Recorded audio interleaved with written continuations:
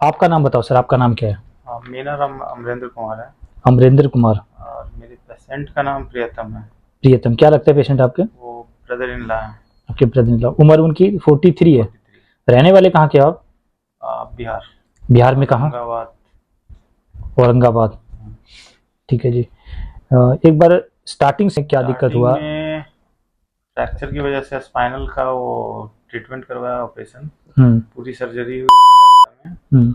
After that तो फिर से जब वो सर्जरी वाली थोड़ी ठीक हुई, रिकवरी हुई, दैट उन्होंने बोला कि नहीं, आप पहले कैंसर वाले से मिलिए डिपार्टमेंट में। वहाँ जाके मिला तो पता चला कि लंग्स में भी है हम्म। और प्लस स्पाइन में तो है और स्प्रेडिंग फेज में है। स्प्रेडिंग फेस में, और आपको कैंसर डिटेक्ट कर दिया उन्होंने? हाँ, क्लियर उसके कर बाद दिया, और ये फिर हम्म।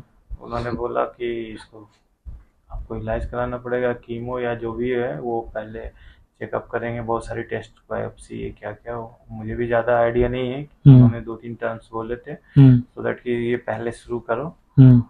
फिर हम लोग डिसाइड करेंगे कि किसको रेडिएशन देना है, हम्म। कितना क्या करना है, ये सारी चीज़ें। बट तो हमें थोड़ा सा शक था कि कैंसर क्यूरेबल तो है नहीं हम्म।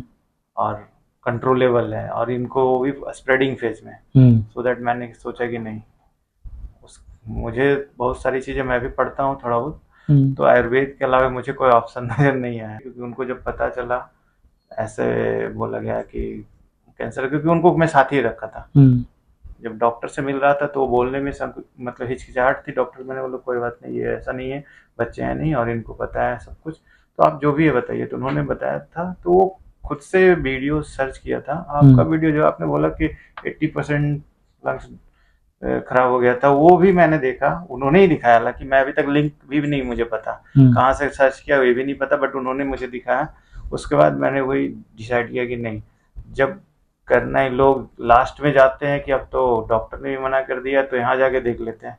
हम्म। तो मैंने सोचा जब जाना ही है, पहले क्यों नहीं जाए, हम्म। ये सोच के कि नहीं है, जब लास्ट मोमेंट में ही हम जाएंगे, यहाँ हो सकता है ठीक हो जाए। यहाँ हो सकता वाली बात भी नहीं थी। वो तो खुद ही कहते हैं कंट्रोलेबल है, क्यूरेबल नहीं है, कितने दिनों में होगा ठीक ये भी नहीं पता। बिल्कुल। एक तो किसी ने बोला कि 5 to 6 मंथ, तो फिर मैंने सोचा जब 6 मंथ के बाद क्यों जाए हम, तो लेकिन इसीलिए मैं लेकिन आपको, क्यूरेबल के लिए तो मैंने भी नहीं बोला सर किसी वीडियो में। मैं आपके कहने सिर्फ या वीडियो से नहीं आया। हम्म। क्योंकि अगर मैं ठीक भी हो पाता हूँ, मेरा पेशेंट ठीक भी हो पाता है, तो आयुर्वेद में ठीक होगा, नहीं तो वहाँ तो होने वाला नहीं है। तो इसलिए क्योर की नहीं तो मैं कह भी नहीं सकता। हम्म। लेकिन जो इम्प्रूवमेंट अभी है कि मैं पिछले 14 डेज से ही दवाई उनको दे रहा हूँ, हम्म। उसमें चेस्ट में जो पेन था, फेफड़े में जो भी है, उसमें 80% इम्प्रूवमेंट है। आपके पेशेंट को क्या क्या दिक्कतें थी सर जब मेरे पास आपका पेशेंट आया? सर दर्द काफ़ी तेज होता था, ठीक है। चल तो नहीं पाता था, वो तो हम्म। अभी भी इम्प्रूवमेंट है, हम्म। लेकिन चल नहीं पा रहा है। लंग्स में प्रॉब्लम है, वो बिल्कुल समझ लीजिए 80% ठीक, मतलब ठीक है मेरे हिसाब हाँ। से।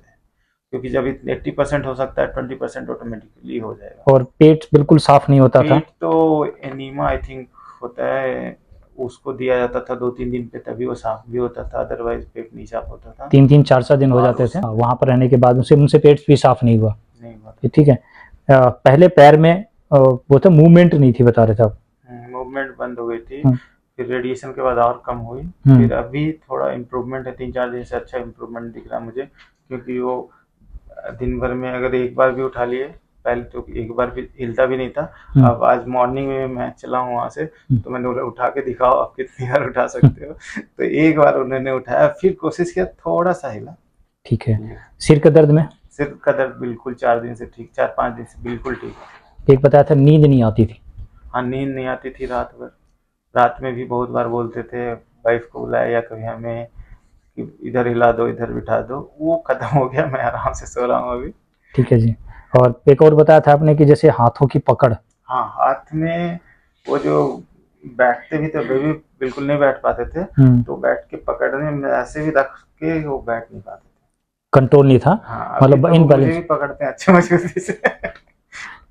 छोटा दो कुछ गांठ जैसा था, वो एक ठीक हो गया और एक छोटा सा है। रेडिएशन लगा 3 स्पाइन में और 3 माइंड में, बिकॉज के वो बेहोश हो रहे थे, हम्म। उसकी वजह से। देखो, क्रेडिशन कितने लगे थे आपके पेशेंट को? 6 हो गए टोटल। आप मेरे पास एक बार आए, उसके बाद फिर आपने बताया था कि दवाइयाँ नहीं दी। पहली बार दवाई मतलब दे नहीं पाए थे क्योंकि एक ही दिन दिया था, उसके बाद फिर वो बेहोश हो गए थे। तो वो बेहोशी कैसे हुआ आई डोंट नो। तो इमरजेंसी थी हमारे पास, तो हमने भर्ती कराया था।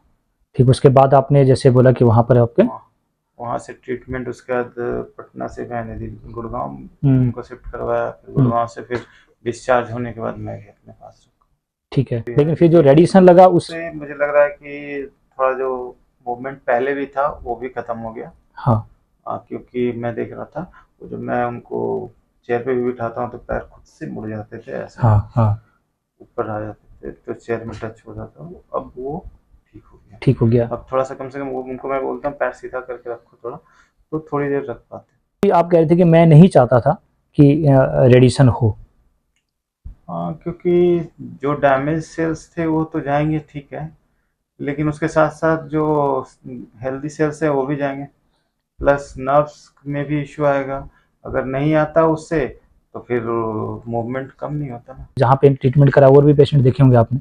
जो मुझे पता है रेडिएशन के बाद कोई कोई तो मतलब एक महीना नहीं उठता है और वीकनेस बहुत ज़्यादा होता है। बहुत सारी चीज़ें सर फीलिंग, क्योंकि अगर जॉब में भी लोग एक्सपीरियंस बंदे को क्यों लेते हैं, यही वजह है ना सर। यही वजह है कि हमें पता है कि क्या एग्जैक्टली है, हमने उस चीज़ को फेस किया, तो इसलिए हमें तो पता है।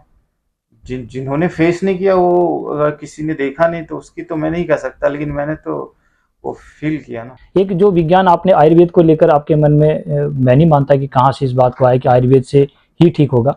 मुझे तो नहीं लगता कि जब मैंने आयुर्वेद को पढ़ा था कि आयुर्वेद कहते हैं कि लंबा चलता है, लंबा ट्रीटमेंट करना पड़ेगा आयुर्वेद का, और इतना तो पेशेंस है नहीं पेशेंट के अंदर कि वो ठीक हो जाए।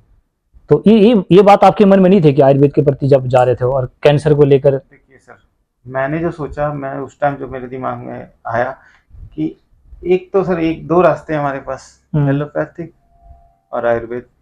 एलोपैथिक में 100% ठीक नहीं होगा, और पैसे तो मत पूछो, 20-30-40 लाख में ही होती। उससे आपने कितना लगा दिया? अगर मान लो कैश देना पड़ता तो? कैश देना पड़ता तो अभी अप्रॉक्स 20 लाख लग जाते, लग गए होते। उसके बाद जो भी लगा रहा हूँ वो तो फिर उसके बाद अभी डिस्चार्ज भी नहीं होता, फिर तो ये वो कंटिन्यूअस प्रोसेस था। तो ये 20 लाख रुपए लगाने के बाद भी कौन सा पेशेंट आपका ठीक हो गया? इम्प्रूवमेंट नहीं था। मैं कोशिश करूंगा कि ठीक होने के बाद उनका वीडियो बना के शेयर करूँ। हाँ, आप कि मुझे किसी ने कोई ये ना बोले कि तुम क्यों बोल रहे हो, क्योंकि मैं तो साथ में हूँ अभी, इसीलिए बोल रहा हूँ, और उसके बाद मैं उनको भी लाके बता। एक और बात है कि जैसे हमने हर पेशेंट का चेहरा दिया है, आपसे वो मिल भी सकते हैं। अगर आपसे मिलना चाहे तो कौन सा प्रॉपर एड्रेस होगा आपसे मिलने का? एड्रेस सहजावास गुड़गांव। क्या वर्किंग आपकी? मैं डुलक्स पेंट में एक्जोनॉल इंडिया लिमिटेड में। अच्छा, आईटी में। इन्होंने पूरी अपनी पहचान बता दी है, इतना ही काफी। इनका चेहरा रहा, इनका एड्रेस है, इनसे आप मिलके बात कर सकते हो। मैंने आपकी पेशेंट की गारंटी ली थी क्या? वो तो पहले ही बोला था कि भाई आपको लेना है तो लो, अदरवाइज जाओ। मैं तो कहीं नहीं रहा हूँ आपको लेने। हर वीडियो के अंदर क्लियर है। वहाँ पे दवाई लेने टाइम, मेडिसिन लेने टाइम भी लिखा है। हाँ, वो मैंने लिखवा है सारी चीज, कि आपने खुद भी लिखा है, मैंने लिखा है कि मेरे पेशेंट की डेथ अगर यहाँ पर दवाई ले जाने की वजह से भी होती है तो मैं रेस्पॉन्सिबल नहीं। ठीक है, मेरा हॉस्पिटल रेस्पॉन्सिबल नहीं है, आप रेस्पॉन्सिबल हो। मैं क्लियर, हर बात को क्लियर रखा मैं, कहीं से कहते। और आयुर्वेद का तो सबको पता है जी, मेरी दवाइयां तो आप भी खा सकते हो, आपको तो कैंसर नहीं है। आयुर्वेद का तो ऐसा कुछ नहीं है नुकसान है, मेरी दवाइयां तो आप ले सकते हो जी बड़े आराम से। ये है आयुर्वेद। कहीं से कहीं तक किसी के मन में ये बातें नहीं आएगी आयुर्वेद को लेकर कि किसी का नुकसान है, और फायदा तो आप बोल ही रहे हो। फायदा तो मैं देख रहा हूँ। जो लंबा वाली बात थी कि आयुर्वेद लंबा चलता है, क्या लगता है आपको मैंने लंबा खींचा आपके पेशेंट को? नहीं लग रहा, एकदम नहीं लग रहा है। तो कितने दिन में आपके पेशेंट को रिकवरी मिलने लगी थी सर? 10 डेज मैक्सिमम, 9-10 डेज से। मेरे पास पेशेंट कीमो रेडिएशन लगाने के बाद ही आया, क्योंकि कौन आएगा आयुर्वेद में मरने के लिए? कौन अपना बच्चे को, परिवार को यहाँ पर लेके आएगा? कौन रिस्क लेगा आयुर्वेद पर? क्योंकि कोई प्रमाणित नहीं है आयुर्वेद का। अब तो मैंने सारी वीडियो डाली है, प्रमाण इससे बड़ा क्या दूं मैं? और अगर मान लो 10 डेज के अंदर इनकी इतनी अच्छी रिकवरी मिल रही तो क्या बहुत लंबा हो गया? ये लगा लो आप कि आज जिस पेशेंट की हालत ऐसी थी, 10 डेज के अंदर वो खुद बोल रहे कि मेरी रिकवरी चालू हो चुकी है। अब ये कह रहे कि अगर रेडिएशन नहीं लगता तो शायद और भी फास्ट होता। मैं तो इसीलिए पहले आया ना सर, क्योंकि मैं सैटरडे संडे छुट्टी में रहता हूँ, तो मैं सैटरडे आ गया, और 14 डेज हुए हैं, 14-15 डेज। आईटी का स्टूडेंट है जी, अच्छी जानकारी है। ऐसे नहीं कह सकते कि आपने ऐसी मेरे पर बिलीव कर लिया वीडियो देखकर, आपने मेरी डीपली जानकारी भी ली होगी। मैंने डीपली क्या कहूँ, वो खुद ही वो खुद इंजीनियर है। हाँ वो मेरे से ज्यादा वो, मैं जितना, क्योंकि मैं खुद सिस्टम और मोबाइल से थोड़ा दूर भागता हूँ, क्योंकि मैं दिन भर उसी में रहता हूँ सर। और लेकिन वो उनका फील्ड अलग है, तो मोबाइल में वो ज्यादा घर में भी रहते हैं, मैं नहीं रहता हूँ उतना, तो मेरे से ज्यादा उन्होंने रिसर्च करी है। वीडियो के अंदर जो हमारी बातें हैं ना जी, वो स्पष्ट दिखती है, औरों को नहीं पता कैसे, एकदम स्पष्ट दिखती है जो आप बोल रहे हो, एकदम क्लियर। इतनी वीडियो डाल दी आपने कि अब तो लोगों को विश्वास ना करने वाले भी करना पड़ेगा आपको। एक बार ट्राई जरूर करें। मैं ये नहीं कर रहा हूँ कि आप विश्वास करो, अगर कोई ऑप्शन नहीं है तो आते हो, उसकी जरूरत नहीं है। ऑप्शन से पहले आओ, लास्ट ऑप्शन क्यों, पहले देखो। ये तो आप कह रहे हो, मैं तो कहूंगा कि मेरे पास तो लास्ट में आना जी। शुरू में अगर आ गए और किसी वजह से ठीक नहीं हुआ आपका पेशेंट, तो फिर आप पूरा ही मंड दोगे मेरे ऊपर। मैं कोई परमात्मा तो हूं नहीं कि जिस दिन मेरी मौत आएगी उस दिन मैं चाहे सारी दवाई खा लूं, मैं क्या मौत को टाल सकता हूं क्या मैं? मुझे नहीं पता कि क्या कारण होगा मेरी मौत का उस समय। ठीक है, वो तो हॉस्पिटल में भी आप देखेंगे तो मॉर्चरी। ठीक है, हर बात से क्लियर हूं। ये तो आप अपनी, जो आपको लगा कि हाँ पहले आना चाहिए, मैं तो कहता हूं कि मेरे पेशेंट को जो भी है वो लास्ट में आए। सभी से बड़ा हॉस्पिटल, सभी बड़े से बड़ा डॉक्टर जब सारे मना कर दें तब आए। मैं नहीं कहता कि पेशेंट ठीक कर दूंगा, मैं कहता हूं कि आगे कैंसर ना हो। मैंने आपको सारी बात इसलिए बताई थी कि पेशेंट के लिए नहीं, आपको भी वो फॉलो करना है। हाँ, वो सारी चीजें मैं फॉलो कर रहा हूँ। वो सारी चीज मैं ही चाहता हूं कि कई बार लोग कहते हैं जी गुटखा खाने से, बीड़ी पीने से, शराब पीने से या गलत व्यसन करने से कैंसर होता है। जिसने जिंदगी में गुटखा, बीड़ी, तंबाकू या गलत व्यसन नहीं किया, उसको किसने किया? ये बातें मैंने आपको सारी बताई। ये जो है ना, जो मेरा पेशेंट है, हाँ, वो आज तक ये सब सारी चीजें कुछ की ही नहीं। आप बताओ, तो ये तो आपके मन में थी। मैं तो ट्राई भी किया था हाँ, वाइन लेने का, नहीं हाँ, ले पाया, क्योंकि वो सच है, उसने किया ही नहीं यार। किया ही नहीं। वो तो जिंदगी में कोई नशा भी नहीं किया, फिर तो क्वेश्चन था क्यों हुआ कैंसर फिर। लेकिन वो बातें मैंने आपको बताई, एक एक चीज बताई। मैं चाहता हूं आज के बाद आपका जो नई जनरेशन आ रही है, आपके जो बच्चे हैं, वो इस बीमारी से ग्रसित ना हो। और सही मायने में तो मैं आपको बता दूं कि कैंसर कोई बड़ी बीमारी नहीं है। तो यही बातें मैंने बताया कि मेरे पास भी आपको ना आना पड़े।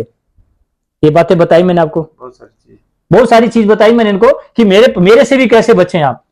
राजीव दीक्षित जी यही चाहते थे कि अपने घर में कैसे जी सको आप स्वस्थ जीवन, वो सारी बातें मैंने रखी है। गलत तो नहीं जी, सब अपनी अपनी जगह सही है। कौन सही है कौन गलत है आप जानो जी। हमने जो रिकवरी का वीडियो आपके सामने रखा है वो पेशेंट की पूरी मैंने बायोडाटा दे दिया, इनसे मिल सकते हैं, अगर आ सकते हैं तो मिल सकते हैं, कोई दिक्कत। ठीक है जी, नमस्कार।